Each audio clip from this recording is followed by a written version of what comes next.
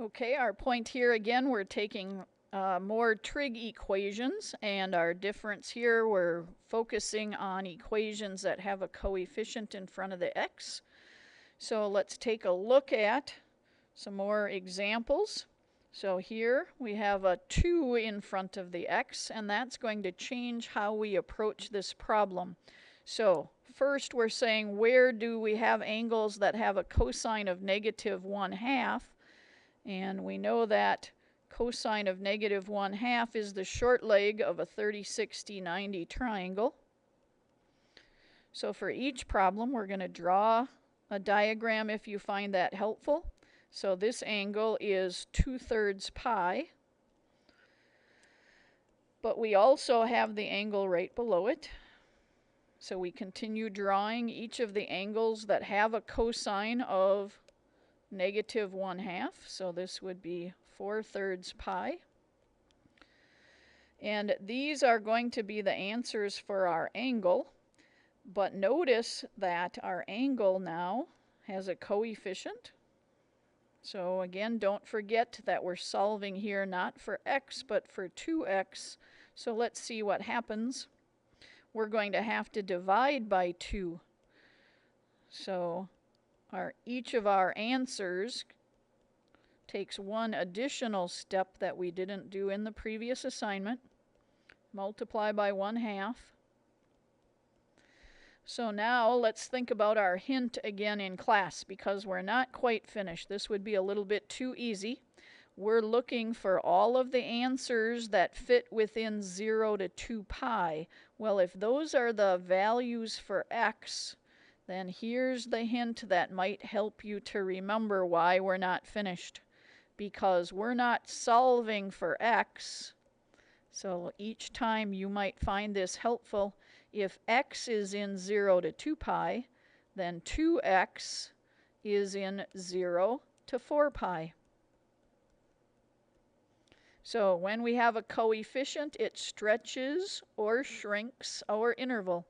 So if we're looking for x to be inside the interval from 0 to 2 pi, then 2x should be in the interval from 0 to 4 pi. So now look at the two answers we already did. We're not quite finished because we now have to do another revolution around the unit circle. So we drew the two triangles that fit in the first unit circle, but now what we want to do is spin all the way around once and then end up back at those same places in the second revolution. So we're not doing any more work here.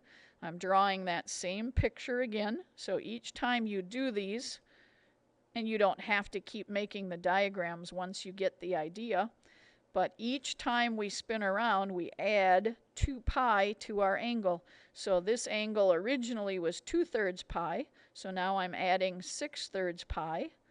So this angle is now 8/3 pi. And let's do the same thing for the one below it.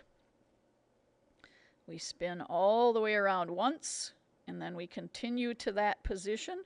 So we were at 4/3 pi originally, and now we've added a 2 pi revolution. So 4/3 pi plus 6/3 pi. This is now 10/3 pi. So these give us two additional solutions. So we go back to our equation, and we're going to set 2x equal to each of these values. These are the values in the second revolution. And we take half of each, divide by 2.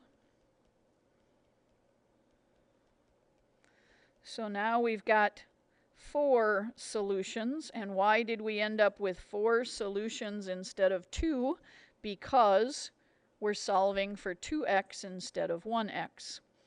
Okay, now how would we know that we shouldn't go and add another revolution? Let me just scroll and convince you of that. If we were going to add another revolution all the way around once, all the way around twice, and then back to this same position. So what would the size of this angle be? This would be 2/3 pi plus 2 revolutions, so we would be adding 4 pi. So let's change 4 into thirds. That would be 12 thirds. So this is 14 thirds pi. And now look what happens if we set 2x equal to 14 thirds pi. Let me write that so you can read it. If we divide by 2, we will now be at 7 thirds pi. And do you notice that 7 thirds is now larger than 2 pi? We were restricted to the interval from 0 to 2 pi by the directions to this problem.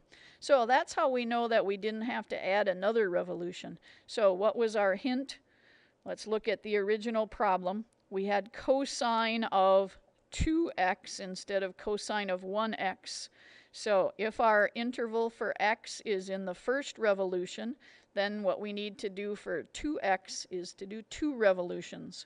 Well, of course, I hope that suggests to you the next problem. What if the coefficient is equal to 3? Well, let's first get rid of this 5 out here, divide both sides by 5. So we want the sine of 3x to be -1.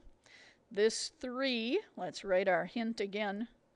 This coefficient or multiple of 3 tells us that if x was to be in the interval from 0 to 2 pi, then 3x would be in the interval from 0 to 6 pi.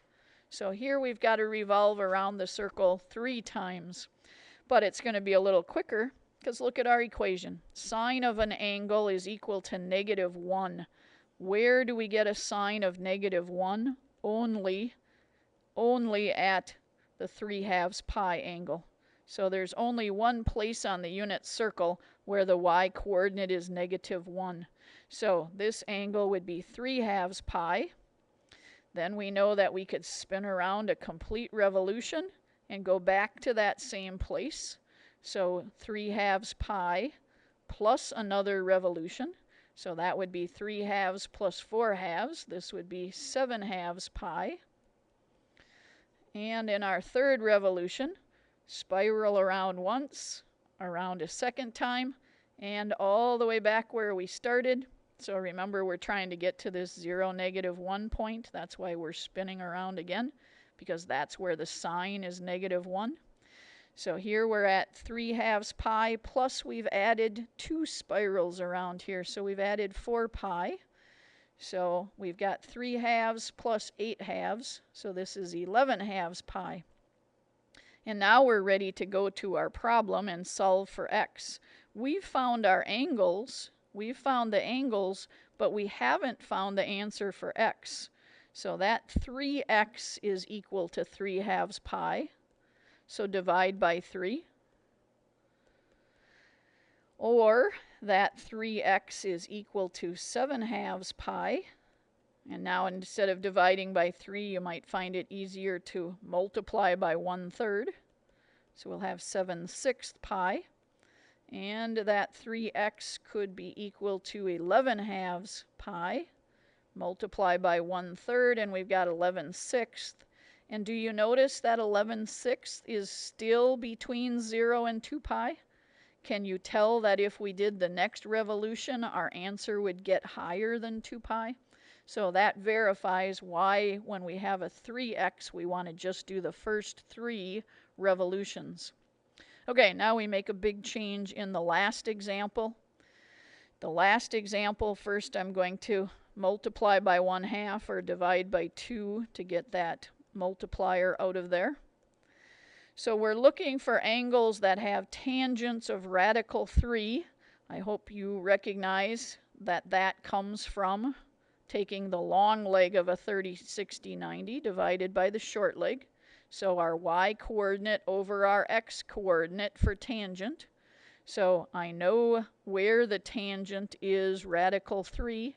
Again, we're right back to the 30, 60, 90 triangle. So the first place where we have a tangent equal to the square root of 3 is at pi over 3. But now let's think what we're going to do. How many of these do we have to do? Because there's another place in the unit circle where the tangent is also negative, and that would be in quadrant 3. So this angle would be 4/3 pi. But let's think whether we need to do additional angles or not, because here we've got a completely different situation. Our coefficient is not 2 times x, it is 1/2 of x. So that might have been worth taking a look at. X over 2. Do you recognize that that could have been written as tangent of 1/2 times x? So let's figure out our hint here.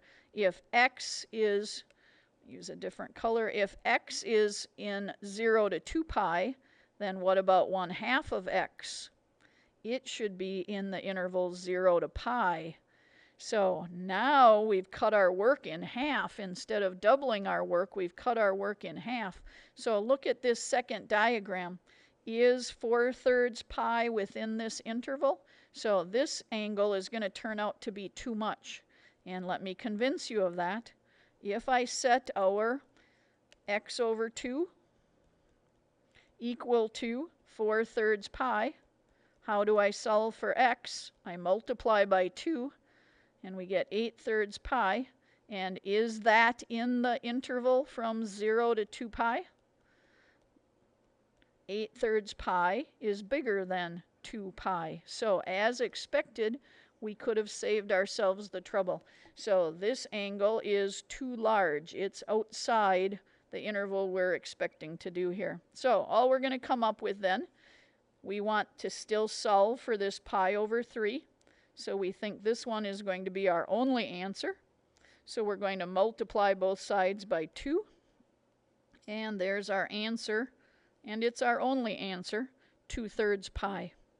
So the coefficient of x tells you whether you're doing additional revolutions or whether you're doing a factor of only one revolution.